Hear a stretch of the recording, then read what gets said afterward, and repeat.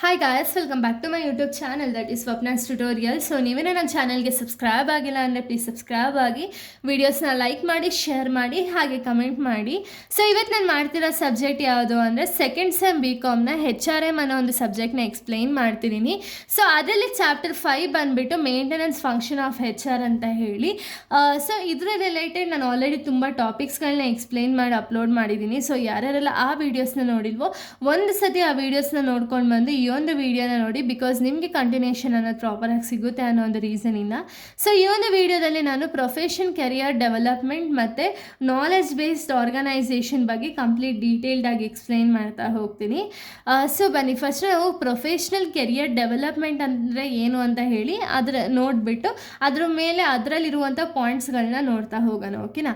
ಏನಿದು professional career development ಅಂದರೆ ಏನು ಅಂದರೆ, it means continuous improvement of employee skills, knowledge, career growth opportunities. ಅಂದರೆ ಏನು, ಈಗ ಒಂದು ಎಂಪ್ಲಾಯಿ ಇವಾಗ ಆರ್ಗನೈಸೇಷನಲ್ಲಿ ಜಾಯ್ನ್ ಆಗಿದ್ದಾರೆ ಅಂದರೆ ಇವರಿಗೆ ಒಂದೇ ಸತಿ ನಾವು ಟ್ರೈನಿಂಗ್ ಆ್ಯಂಡ್ ಡೆವಲಪ್ಮೆಂಟ್ನ ಕೊಟ್ಬಿಟ್ಟು ಬಿಡಪ್ಪ ಅಷ್ಟೇ, ಇನ್ನೇನು ಆ ಎಂಪ್ಲಾಯೀಸ್ಗೆ ಇನ್ನೇನೂ ನೆಸಸರಿ ಇಲ್ಲ ಅಂತ ಹೇಳಿ ಸುಮ್ಮನೆ ಇರೋಕ್ಕಾಗುತ್ತಾ? ಯಾಕೆ ಅಂದರೆ ಇವಾಗ ಟೆಕ್ನಾಲಜಿ ಅನ್ನೋದು ಯಾವಾಗಲೂ ಚೇಂಜಸ್ ಆಗ್ತಾ ಹೋಗುತ್ತೆ. ಅಂದರೆ ನ್ಯೂ ಟೆಕ್ನಾಲಜೀಸ್ ಅನ್ನೋದು ಇಂಪ್ರೂವ್ ಆಗುತ್ತೆ.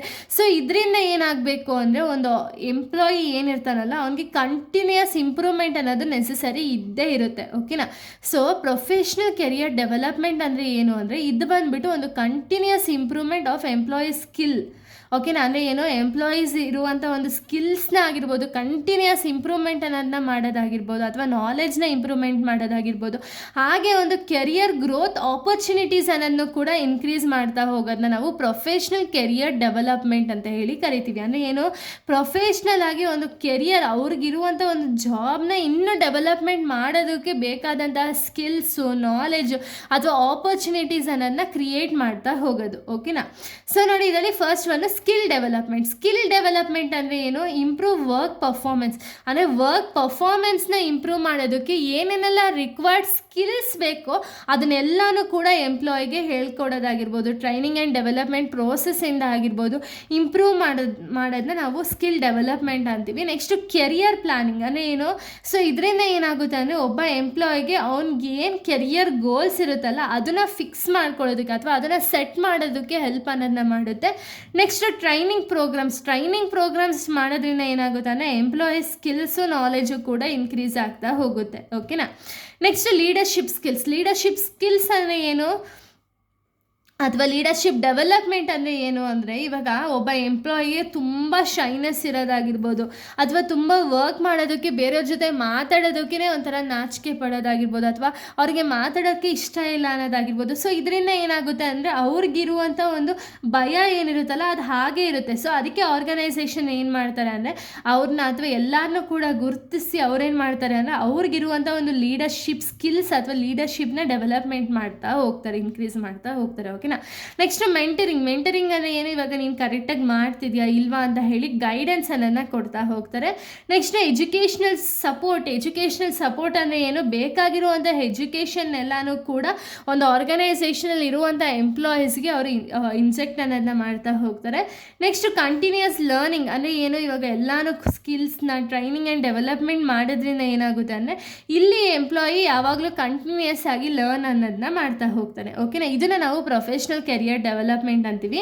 ನೆಕ್ಸ್ಟ್ ಟಾಪಿಕ್ ಬಂದುಬಿಟ್ಟು ನಾಲೆಡ್ಜ್ ಬೇಸ್ಡ್ ಆರ್ಗನೈಸೇಷನ್ ಅಂದರೆ ಏನು ಅಂದರೆ, they are the organization that mainly depend on employee knowledge, skill, information, innovation for the success. ಅಂದರೆ ಏನು, ಸೊ ಈ ಆರ್ಗನೈಸೇಷನ್ ಬಂದುಬಿಟ್ಟು ಜಾಸ್ತಿ ಏನರ ಮೇಲೆ ಡಿಪೆಂಡ್ ಆಗಿರುತ್ತೆ ಅಂದರೆ ಎಂಪ್ಲಾಯಿ ನಾಲೆಜ್, ಸ್ಕಿಲ್ಸ್ ಅಥವಾ ಇನ್ಫಾರ್ಮೇಷನ್, ಇನೋವೇಷನ್ ಇದ್ರ ಮೇಲೆ ಡಿಪೆಂಡ್ ಆಗಿರುತ್ತೆ. ಯಾಕೆ, ಆರ್ಗನೈಸೇಷನ್ ಸಕ್ಸಸ್ ಅನ್ನೋದಾಗೋದಕ್ಕೆ ಎಂಪ್ಲಾಯೀಸ್ ನಾಲೆಜ್, ಸ್ಕಿಲ್ಸ್, ಇನ್ಫಾರ್ಮೇಷನ್ ತುಂಬ ಮುಖ್ಯ ಅಂತ ಹೇಳಿ ನಂಬಿರೋ ಆರ್ಗನೈಸೇಷನ್. ಓಕೆನಾ?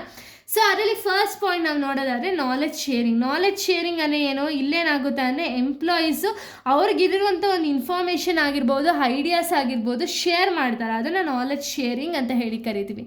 ಇನ್ನು ನೆಕ್ಸ್ಟ್ ನೋಡೋದಾದರೆ ಸೊ ನೋಡಿ ನೆಕ್ಸ್ಟ್ ಬಂದುಬಿಟ್ಟು ಇನೋವೇಷನ್ ಫಂಕ್ಷನ್ ಅಥವಾ ಇನೋವೇಷನ್ ಫೋಕಸ್ ಏನಿದು ಆರ್ಗನೈಸೇಷನ್ ಎನ್ಕರೇಜ್ ಕ್ರಿಯೇಟಿವಿಟಿ ಅಂದರೆ ಏನು ಆರ್ಗನೈಸೇಷನ್ ಏನು ಮಾಡ್ತಾರೆ ಅಂದರೆ ಹೊಸ ಹೊಸ ಐಡಿಯಾಸ್ ಆಗಿರ್ಬೋದು ಅದು ಹೊಸದಕ್ಕೆ ಏನಾದರೂ ಒಂದಕ್ಕೆ ಎನ್ಕರೇಜ್ ಮಾಡ್ತಾರಲ್ಲ ಅದನ್ನು ನಾವು ಇನೋವೇಟಿವ್ ಫೋಕಸ್ ಅಥವಾ ಇನೋವೇಷನ್ ಫೋಕಸ್ಡ್ ಅಂತೀವಿ.